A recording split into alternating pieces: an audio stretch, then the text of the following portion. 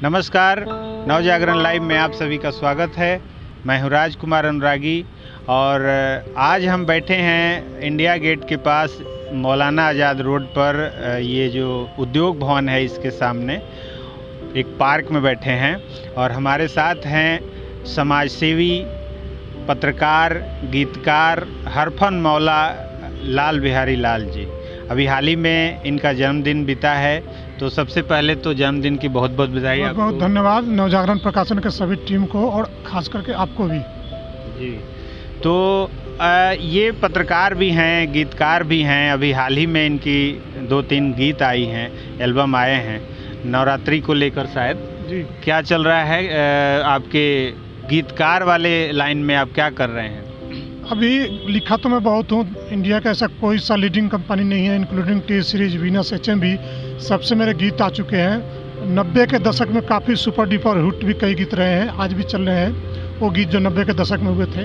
अभी आया है ये नवरात्रों में मेरा सुर ताल भारत से 2-3 गीत आए हैं। इसमें गजेंद्र ओझा, दिलीप कुशवाहा, दिल जले और संगीता वर्मा ने गाया है, जो अभी चल रहे हैं मार्केट में। अच्छा रिस्पॉन्स है लोगों का। इसके लिए बहुत बहुत सभी श्रोताओं का बहुत बहुत धन्यवाद कि आप मेरे गीतों को प्रोत्साहित कर रहे हैं। तो भोजपुरी में ही लिखते हैं कि हिंदी में भी आप लिखते हैं गीत? लिखता तो दोनों में हूँ, लेकिन ज़्यादातर मेरा जो सर्किल है भोजपुरी वालों से है और भोजपुरी चूँकि मेरी मातृभाषा है और यही कारण है कि मैं भोजपुरी को फर्स्ट प्रायोरिटी पर रखता हूँ। और इसके अलावा हिंदी भी लिखता हूँ। ऐसी बात नहीं है कि मैं हिंदी नहीं लिखता हूँ, हिंदी और भोजपुरी दोनों भाषाओं में लिखता हूँ। तो भोजपुरी में जहाँ तक बात है, वल्गैरिटी की बड़ी चर्चा हो रही है आजकल कि भोजपुरी में अश्लीलता बहुत है। कुछ गायक ऐसे हैं जो भोजपुरी को बदनाम कर रहे हैं, तो इस बारे में आपका क्या कहना है? देखिए जी, अश्लीलता तो ख़त्म बिल्कुल समाज से नहीं हो सकता है। जैसे सूर के साथ असुर, दिन के साथ रात लगा होता है, उसी तरह सलील के साथ अश्लील भी। लेकिन जो लोग अश्लीलता के विरोध झंडा उठा के चल रहे हैं मार्केट में, अक्सर वही लोग करते हैं कि अश्लील गीतों को बढ़ाने में उन्हीं का योगदान है जो इसका विरोध करते हैं। क्योंकि उन लोगों ने आज तक एक भी गीत को बाज़ार में ये नहीं लेकर आया है कि ये लाल बिहारी लाल का या राजकुमार अनुरागी जी का या फलाने का या इसका या उसका आया है, इसको आप लोग सुनिए और इसको बढ़ाइए। बल्कि वो लोग भी वो अश्लील गीतों को निकाल कर पोस्टर या गीत का बोल निकाल कर फेसबुक पे इधर उधर अपने ग्रुप में शेयर करते हैं और कहते हैं कि देखो ये कैसा आ गया, इसका विरोध होना चाहिए। मैं कहता हूँ कि विरोध से ज़्यादा बेहतर है कि आप अश्लील को बढ़ावा दीजिए, अपने आप अश्लील खत्म हो जाएगा। ये अश्लील गीत जब प्रचार होगा तो अश्लील को कोई देखेगा ही नहीं। बहुत से ऐसे, मैं अपने व्यक्तिगत रूप से बात करूँ तो बहुत से ऐसे गीत हैं जो हम अश्लील है उसको मैं देख नहीं पाता हूँ, लेकिन जब फोकस में आ जाता है लोग उसको बढ़ावा देने लगते हैं तो मजबूरन मुझे भी वो चीज़ देखना पड़ता है कि आखिर वो है क्या देखो। तो इस नाते वो न चाहते हुए मेरा एक व्यू बढ़ गया। तो इसलिए आपको अगर अश्लील को रोकना है तो आपको सलीलता को ही लेके आगे चलना पड़ेगा, तभी जाके अश्लील गौन हो पाएगा। बात आप सही कह रहे हैं। और अगर हम ऐसे करें तो अश्लील गीत अपने आप लोगों की पहुंच से दूर होते चले जाएंगे और अश्लील गीतों का बाजार हो जाएगा। तो अभी आप राजधानी में रह रहे हैं, दिल्ली में अभी पूर्वांचलियों के लिए खास त्यौहार जो महापर्व के रूप में छठ है अभी सामने है। कोरोना काल को लेकर पिछले साल की गाइडलाइंस थी छठ बाहर नहीं हुए खुले में। इस बार भी गाइडलाइंस आई है कि सार्वजनिक स्थलों पे नहीं होगा। कल विरोध प्रदर्शन भी किया गया है जिसमें सांसद जो हैं मनोज तिवारी जी वो घायल भी हुए हैं, वो भी चर्चा है काफ़ी। तो आप क्या कह रहे हैं, आपका क्या कहना है इस बारे में जो छठ को लेके?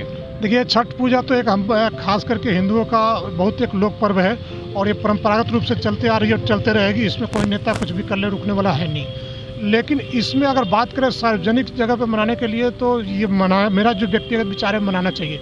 लेकिन इसके लिए मनोज तिवारी जो ऐसा कि केजरीवाल जी के जहाँ जो निवास पे जो धरना प्रदर्शन कर रहे हैं उसके बजाय उनको लेफ्टिनेंट गवर्नर साहब के पास करना चाहिए। क्योंकि ये जो है केंद्र दिल्ली सरकार की बात करें तो दिल्ली सरकार का कोई भी निर्णय फाइनल अथॉरिटी लेने का लेफ्टिनेंट गवर्नर साहब के पास है। और जो डिसास्टर मैनेजमेंट है, जो कोरोना का गाइडलाइन दिल्ली के लिए जारी करती है, गृह मंत्रालय के आदेशानुसार लेफ्टिनेंट गवर्नर उस पर फाइनल अथॉरिटी है उनके पास वो लेते हैं। और जो ये डिसास्टर मैनेजमेंट की जो दिल्ली गवर्नमेंट की कमेटी है उसके चेयरमैन भी लेफ्टिनेंट गवर्नर साहब ही हैं। इसलिए उनको, मनोज तिवारी जी को लेफ्टिनेंट गवर्नर साहब को अगर वो पास जाते तो हो सकता है एक पार्टी होने के नाते उनकी वो बात मान लेते और ये आम लोगों को जो असुविधा होने की संभावना है वो असुविधा के बजाय सुविधा होती और लोग जाके छठ घाटों पे आराम से सार्वजनिक रूप से छठ का पूजन कर सकेंगे। जी बिल्कुल, जैसा कि आप जानते हैं दिल्ली जो है राष्ट्रीय राजधानी क्षेत्र है और इसका ज़्यादातर जो कंट्रोल है इस पे मुख्यमंत्री के अलावा लेफ्टिनेंट गवर्नर का है।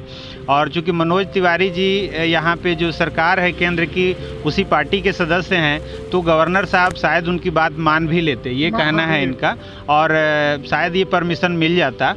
तो अभी कोरोना को लेके क्या कह रहे हैं? हल्ला है तीसरी लहर आने वाली है, आपका क्या अंदाज़ा है?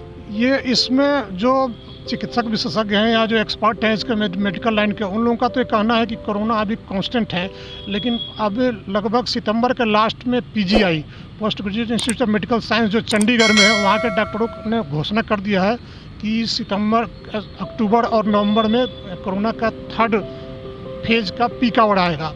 इसलिए ज़रूरी है कि आप ये मान के मत चलिए कि अब कोरोना चला गया, अभी भी गया नहीं है कोरोना। अभी कोरोना का जो वैक्सीनेशन हो रहा है इसके कारण कोरोना अभी शिथिल हो रखा है, लेकिन अगर लापरवाही करेंगे तो कभी भी ये एक्टिव हो सकता है। जी जी बिल्कुल, अभी हम सावधानी बरतें और ये मान के ना चलें कि कोरोना ख़त्म हो गया, अभी भी कभी भी पीक आवर आ सकता है, तो इसलिए सावधानी बरत के रहना चाहिए। चलिए, लाल बिहारी लाल जी नवजागरण से मिलने के लिए बहुत बहुत बधाई आपको। बहुत बहुत धन्यवाद आपका।